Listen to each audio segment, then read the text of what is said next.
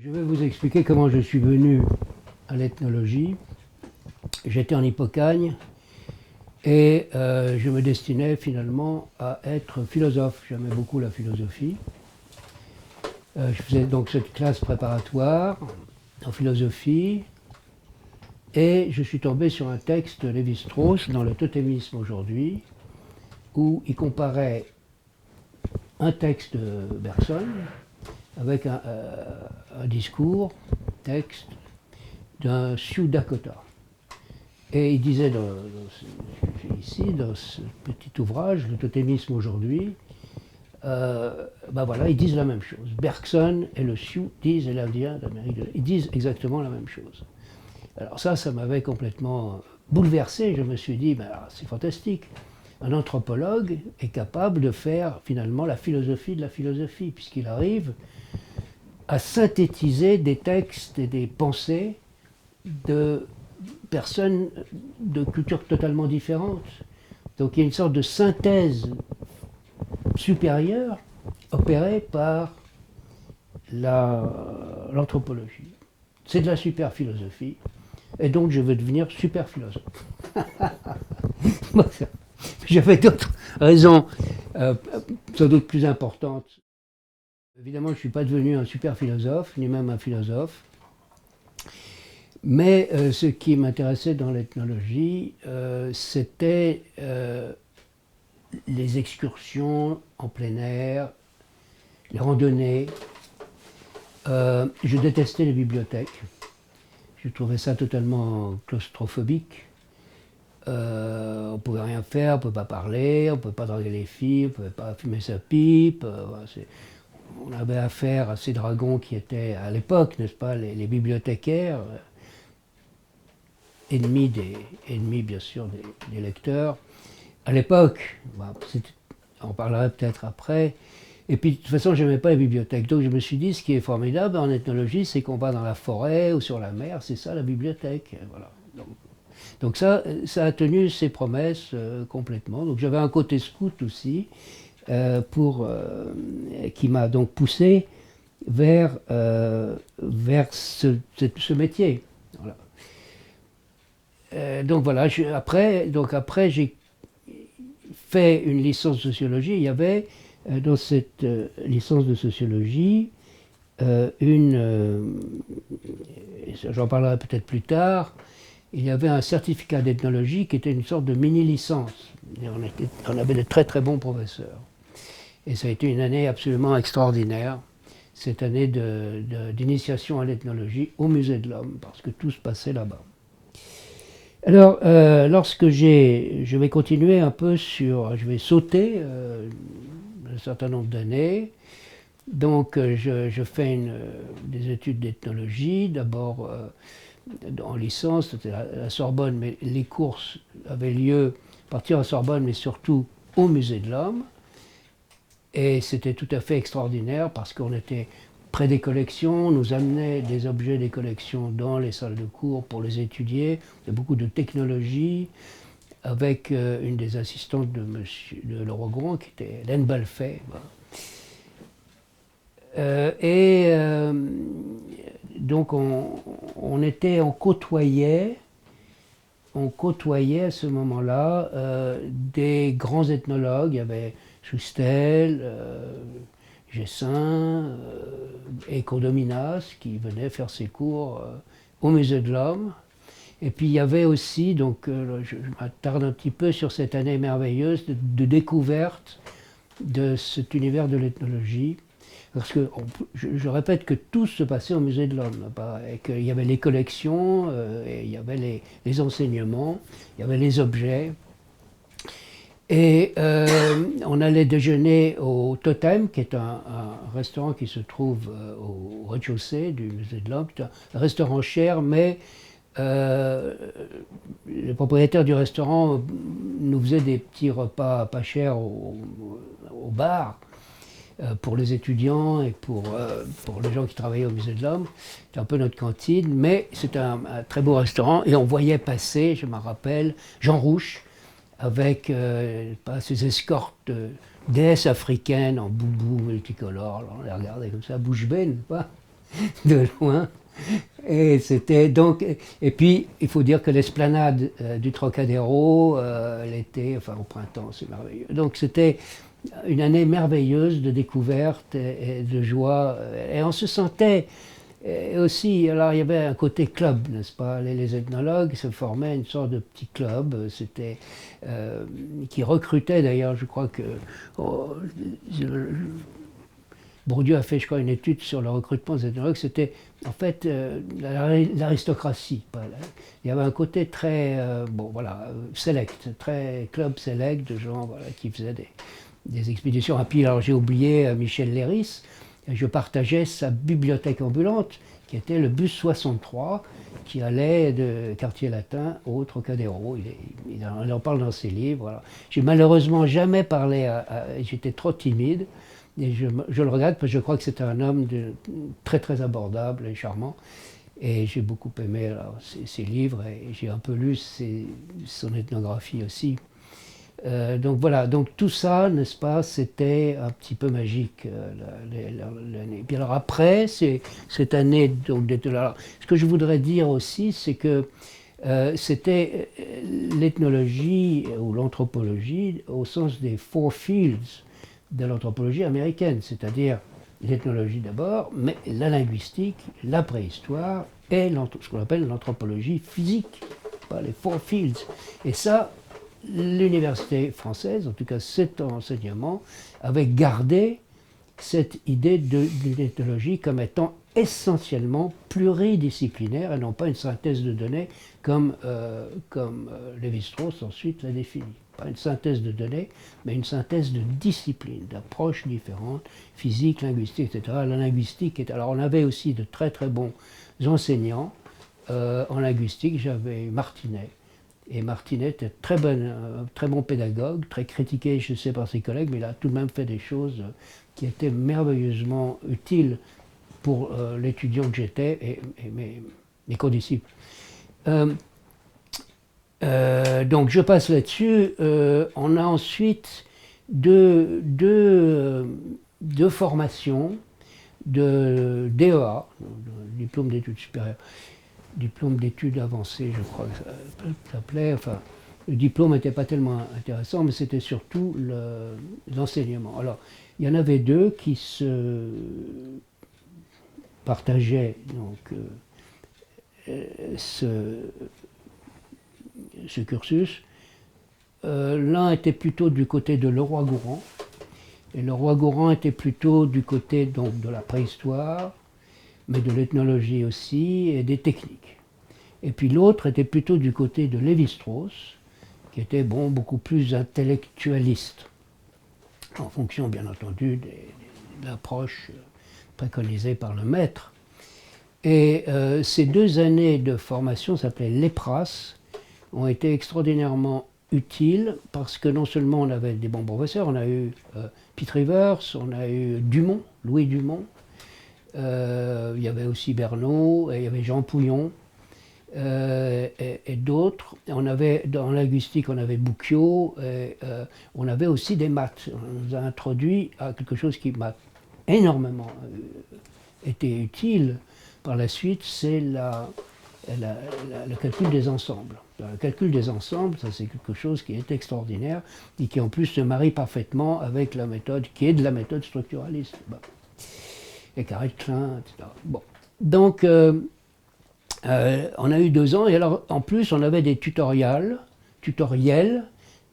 à la méthode anglaise, donc avec Pitt Rivers et avec Dumont par exemple. On lisait des textes, on devait faire des petits rapports et ils nous corrigeaient. Et c'était donc un très bon enseignement et qui a duré 2 ans. Donc il a disparu, je crois, je ne sais pas s'il existe encore sous une autre forme, mais en tant que tel, c'était un enseignement dispensé dans le cadre de ce qui était encore l'école pratique des hautes études, la 6e section, qui par la suite s'est détachée, est devenue l'école des hautes études en sciences sociales. Mais c'était encore... Voilà. Donc à l'issue donc, de ces 2 années, on m'a demandé de faire un enseignement à la Sorbonne. Alors j'ai été propulsé comme ça dans la chaire qui était la chaire de Roger Bastide. Mais Roger Bastide, malheureusement, venait de prendre sa retraite. Et cette chaire a été héritée par Jean Guiard, qui était un océaniste, qui n'avait pas une très bonne réputation, qui était un peu difficile. Mais enfin, j'ai pu donc... Alors c'était une année tout de même très formatrice pour moi, parce que j'ai dû enseigner devant des amphithéâtres de 200 étudiants, par exemple. Alors j'étais très jeune, j'avais 24 ans, beaucoup d'étudiants étaient plus âgés que moi, donc j'étais terrorisé absolument. Donc je travaillais comme un fou pour essayer d'avoir des cours qui se... Donc j'ai essayé, et j'ai fait un cours sur la parenté, qui m'a été très utile par la suite aussi, et sur différents autres sujets. Donc j'étais donc assistant à la Sorbonne pendant 1 an, et après je suis parti aux Philippines. Je m'étais marié à Nicole Revel et on est partis ensemble aux Philippines. Justement, alors là je reprends le fil du terrain, si vous voulez, parti aux Philippines parce que il y avait un poste qui se libérait à l'Université des Philippines pour la coopération. J'avais été bon pour le service, mais donc je suis passé en coopération. Donc je n'ai pas fait de service militaire, mais au lieu de faire de mon service militaire, je devais 18 mois, ou plus, 20 mois, je ne sais plus, à la coopération. Donc je suis devenu enseignant de français à l'Université des Philippines. Je n'avais jamais enseigné le français. Alors, comme je ne savais pas enseigner le français, et que les Philippins sont des gens très musicaux, ils chantent bien, ils adorent la musique, je leur passais des chansons françaises, je leur apprenais les paroles, ils adoraient ça, voilà. J'avais des enregistrements de Catherine Sauvage et autres, et je leur faisais, c'est finalement ces beaux textes très poétiques, et puis voilà. Mais mon but, c'était pas d'enseigner le français, bien entendu, c'était d'aller sur le terrain. Alors, la première personne qu'il fallait consulter quand on arrivait aux Philippines, à l'époque on était débutants, c'était Robert Fox. Robert Fox était un anthropologue américain qui avait étudié les Négrito du mont Pinatubo et les Tagbanua de l'île de Palawan, et qui était directeur de la section d'anthropologie du Musée national. Donc on a été le voir et voilà, on a dit on voudrait trouver qu'est-ce que vous nous conseillez comme terrain. Bien. Il a dit bon, écoutez, alors à ce moment-là il travaillait dans l'île qui est juste au sud de Manic, l'île de Mindoro, et il m'a dit là-bas je vais peut-être pouvoir vous emmener là-bas parce que il y a des groupes qui n'ont jamais été étudiés. Jamais été étudiés. Là je voudrais insister sur cet aspect des choses qui était un aspect crucial pour nous à l'époque, quand on était débutant en ethnologie. Qu'est-ce qu'on voulait? On voulait du nouveau. On voulait étudier des choses qui n'avaient pas été étudiées auparavant par d'autres ethnologues. Et il y en avait encore beaucoup, des groupes non étudiés. Peut-être que maintenant c'est très différent, les groupes non étudiés, il y en a très peu. Et puis on a une approche différente, peut-être pluriterrain, etc. Mais à l'époque, on allait voir un groupe humain sur lequel on savait pratiquement rien. On ne connaissait pas la langue, il n'y avait pas de dictionnaire, on ne savait pas comment ils s'habillaient, s'ils s'habillaient, comment ils construisaient leur maison, s'ils avaient une religion et laquelle, vénéraient-ils des dieux, des génies, on ne savait rien. Est-ce qu'ils pratiquaient l'infanticide, la chasse aux têtes, on ne savait rien. Donc c'était intéressant, c'était de l'exploration vraiment. C'est pour ça qu'on faisait des terrains exotiques. C'est pas parce que l'exotisme en soi nous intéressait, je crois. Enfin, c'était mon cas, mais c'était pas ce qu'on voulait, c'était du nouveau. Or, le nouveau, on ne peut pas le trouver, pas si vous étudiez la Bretagne. Bon, vous avez des bibliothèques entières écrites sur la Bretagne, les coutumes, le folklore, la religion, le catholicisme. Mais si vous allez dans les jungles du, du Guatemala ou ailleurs, bah, évidemment, là, on n'a rien, on n'a rien. Donc c'est ça qui nous... C'est pour ça, je trouve qu'on a mis beaucoup trop d'emphase sur l'idée d'exotisme en anthropologie. Ce n'était pas l'exotisme, c'était la nouveauté. Alors on était, bon, on voulait amener quelque chose, n'est-ce pas, à la science. On voulait que ce qu'on observe soit tout de même quelque chose qui marque les études ethnologiques. Voilà.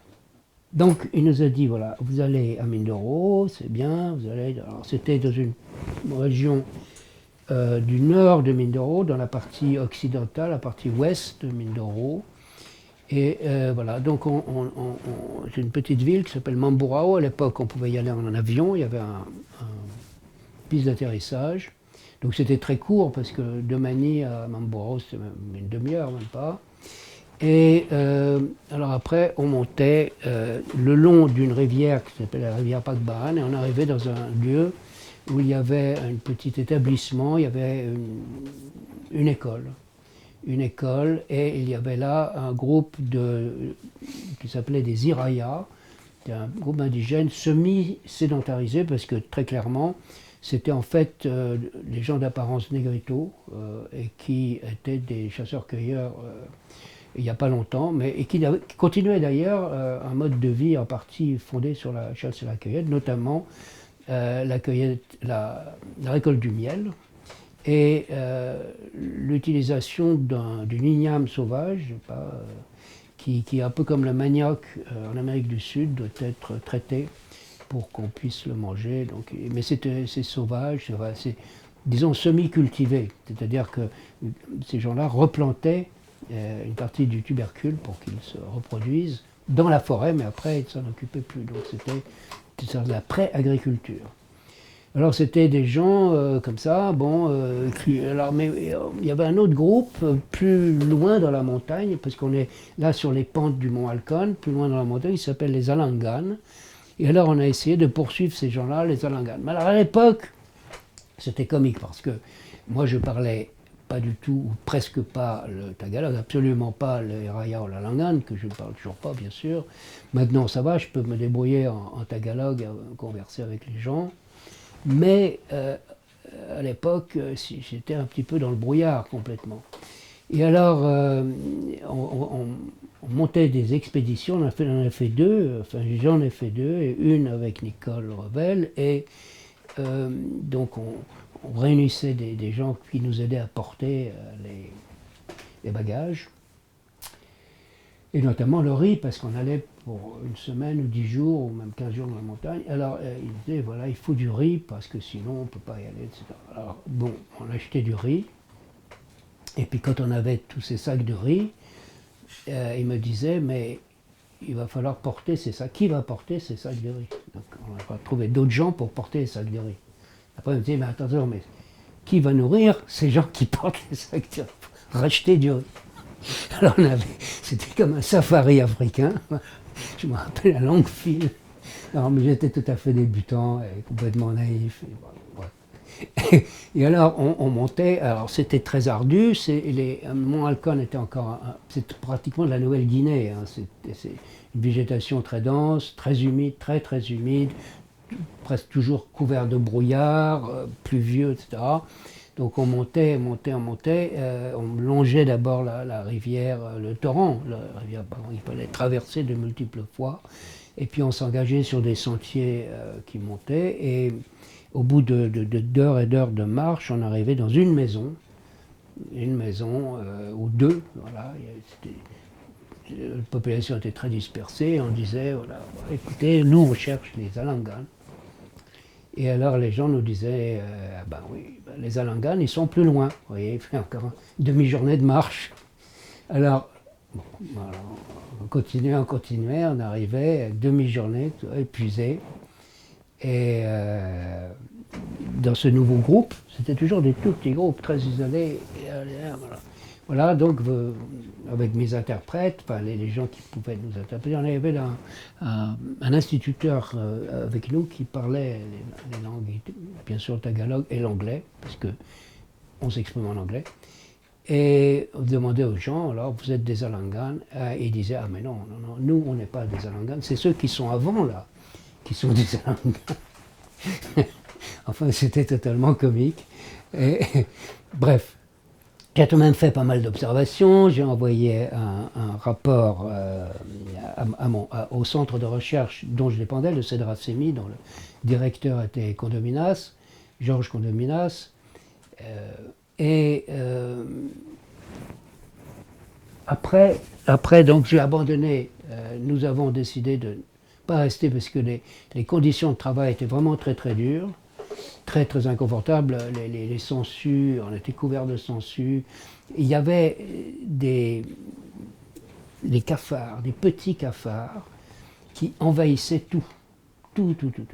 Et le matin, dans la moustiquaire, c'était noir de cafards. Le café, on était plein de cafards. C'était vraiment... Et puis, c'était incroyablement primitif. Et puis surtout, les gens étaient très très dispersés. Les groupes étaient... C'était une maison ici, puis à des heures de marche, une autre maison. Bon, on s'est dit non. Bon.